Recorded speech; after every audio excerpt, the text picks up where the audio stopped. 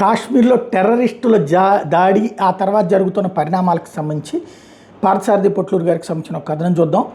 దక్షిణ కాశ్మీర్లోని పహల్గామ్లోని బైసరన్ హిల్ స్టేషన్లో 6 ఉగ్రవాదులు జరిపిన కాల్పుల్లో 26 మంది పర్యాటకులు మరణించారు. బైసరన్ అనేది మినీ స్విట్జర్లాండ్గా పిలుస్తారు.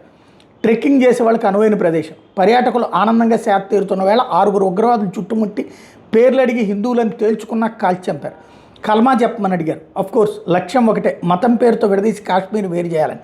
ఉగ్రవాదులు 15 నిమిషాల పాటు విచ్చలవిడిగా తిరుగుతూ మారణ హోమం సృష్టించారు. బైసరన్ పర్యాటకంగా ప్రసిద్ధి చెందిన ప్రదేశం. మరి పోలీస్ అవుట్ పోస్ట్ ఎందుకు లేదు అక్కడ? ఉగ్రవాదుల సంగతి పక్కన పెడితే ఆకతాయిలు దొంగల కోసమన్న పోలీస్ అవుట్ పోస్ట్ ఉండాలి కదా. సైనిక చెక్ పోస్ట్ ఉన్న 15 నిమిషాల పాటు ఉగ్రవాదులు అక్కడ ఉండేవారు కాదు. మహా అయితే దూరం నుండి కాల్పులు జరిపి అడవుల్లోకి పారిపోయేవాడు. పోలీస్ సైనిక చెక్ పోస్ట్ ఉన్నట్టు 15 నిమిషాల పాటు హత్యాకాండ చేసేవారు కాదు. 6 ఉగ్రవాదులలో 4 పాకిస్తాన్కి చెందిన వాళ్ళు కాగా 2 కాశ్మీర్ స్థానికులు. హమాస్ తరహాలో దాడి జరిగింది. అక్టోబర్ 7, 2023 హమాస్ ఉగ్రవాదులు ఇజ్రాయెల్లోకి ప్రవేశించి ఎలా అయితే దాడి చేశారో అదే తరహాలో పహల్గావ్లో దాడి చేశారు.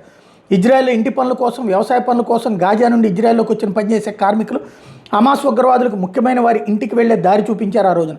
సరిగ్గా అదే తరహాలో పహల్గావ్ వాసులు 2 పాకిస్తాన్ ఉగ్రవాదులకు ఆశ్రయం ఇచ్చి బైసరంలోకి తీసుకొచ్చారు. రాజస్థాన్ రాష్ట్రం పాకిస్తాన్లోని సింధ్, పంజాబ్ ప్రావిన్సులతో 1170 కిలోమీటర్ల సరిహద్దు కలిగి ఉంది.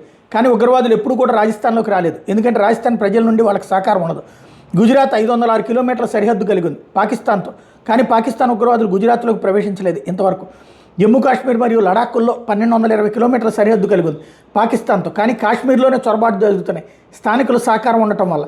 ఇంటెలిజెన్స్ వైఫల్యమా? కోబ్రా యూనిట్ కొంతవరకే ఇంటల్ వైఫల్యం ఉందని చెప్పొచ్చు. 10 రోజుల క్రితమే హోంశాఖ కోబ్రా కమాండో యూనిట్ పహల్గావ్ దగ్గరికి తరలించింది.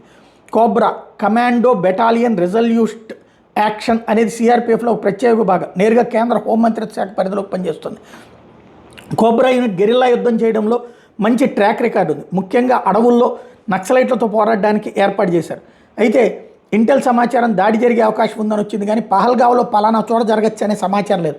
పహల్గావ్కు దగ్గరలోనే కోబ్రా కమాండో యూనిట్ మోహరించారు. కానీ సంఘటన జరిగిన చోటుకు చేరుకునేలోపు ఉగ్రవాదులు కాల్పులు జరిపి పారిపోయారు.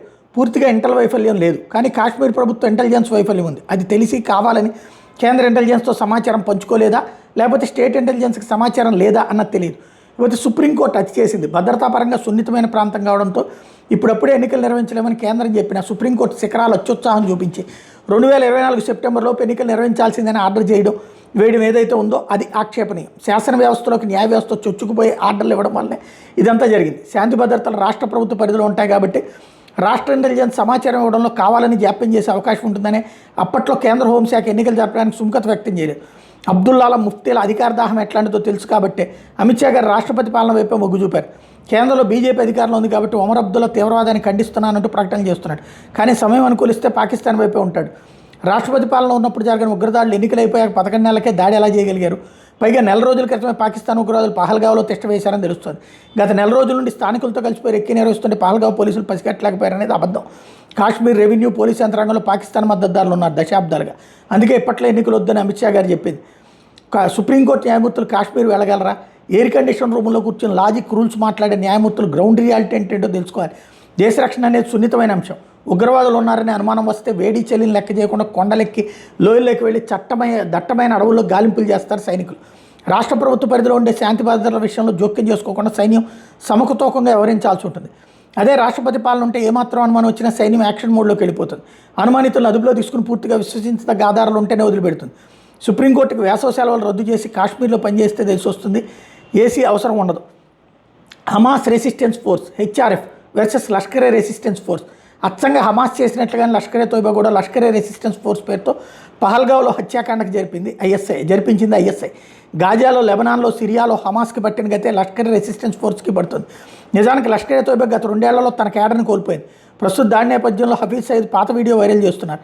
ఆ వీడియోలో హఫీజ్ సయీద్ మోడీజీని హెచ్చరిస్తున్న దృశ్యం ఉంది. అసలు హఫీజ్ సయీద్ బ్రతికున్నాడో లేదో తెలియదు. కానీ లష్కరే తోయిబాని ఇంకా సజీవంగా ఉంచడానికి ఐఎస్ఐ చేసిన ప్రయత్నంలో ఈ హత్యాకాండ ఒకటి.